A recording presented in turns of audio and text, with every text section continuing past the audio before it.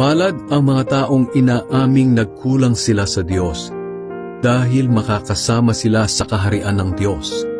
Mapalad ang mga naghihinagpis, dahil aaliwin sila ng Diyos.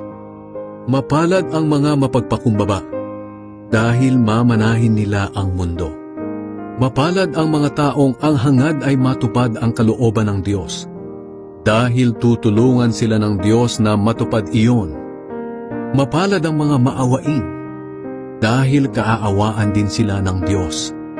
Mapalad ang mga taong may malinis na puso, dahil makikita nila ang Diyos. Mapalad ang mga taong nagtataguyod ng kapayapaan, dahil tatawagin silang mga anak ng Diyos.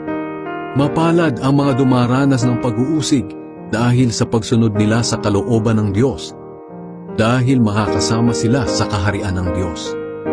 Mapalad kayo kung dahil sa pagsunod ninyo sa akin ay iniinsulto kayo, inuusig at pinaparatangan ng masama. Ganoon din ang ginawa nila sa mga propeta noong una. Kaya magalak kayo dahil malaki ang gantimpala ninyo sa langit.